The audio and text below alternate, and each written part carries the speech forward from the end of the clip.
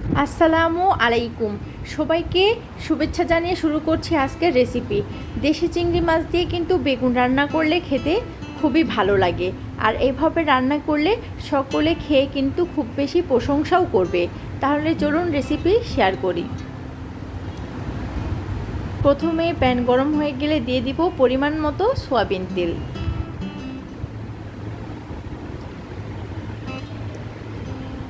দিয়ে দিচ্ছি half cup পরিমাণ পেঁয়াজ কুচি।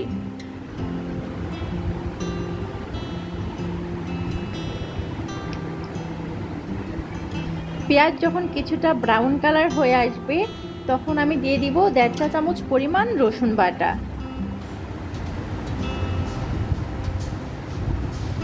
দিয়ে দিব 1 চা চামচ পরিমাণ জিরা বাটা। এখানে আমি আর কোনো মশলা দিব না। এবার পেঁয়াজগুলো ভালোভাবে ভেজে নিয়ে দিয়ে দিব 1 চা চামচ পরিমাণ হলুদের গুঁড়া। দিয়ে দিচ্ছি 1.5 চা চামচ পরিমাণ মরিচের গুঁড়া।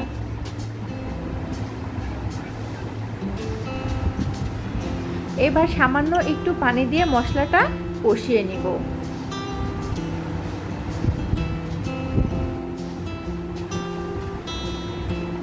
দিয়ে দিচ্ছি কয়েকটি কাঁচামরিচের টুকরো। ঝালটা আপনারা আপনাদের প্রয়োজন অনুযায়ী দিয়ে নেবেন। মশলা কষানো হয়ে গেলে দিয়ে দিব পরিষ্কার করে রাখা চিংড়ি মাছ। চিংড়ি মাছ দেওয়ার পরে কিন্তু 2-4 মিনিট ভালোভাবে ভেজে নিতে হবে। দিয়ে দিব স্বাদ মতো লবণ।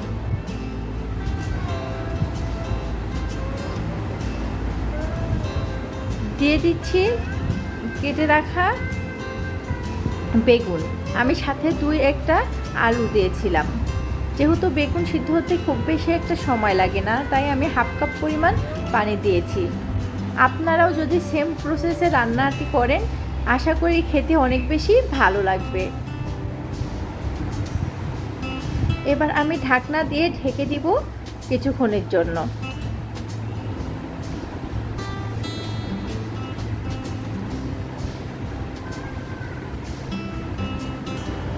8-10 মিনিট পরে ঢাকনাটা উঠিয়ে নিব।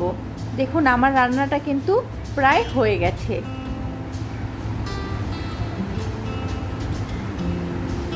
এখন আমি শেষ মুহূর্তে দিয়ে দিব 1 চা চামচ পরিমাণ ভাজা জিরার গুঁড়ো। বেগুন তরকারিতে কিন্তু ভাজা জিরার গুঁড়োটা দিলে খেতে বেশ ভালো লাগে, খুব সুন্দর একটা স্মেল আসে।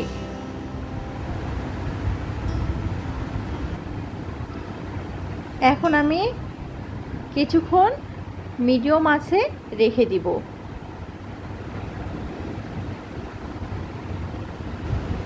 আমার রান্নাটা কিন্তু হয়ে গেছে। ঝোলটা আমি খুব বেশি শুকাবো না, রসালো ভাব থাকতেই নামিয়ে নিব। আশা করি ভিডিওটি আপনাদের ভালো লেগেছে।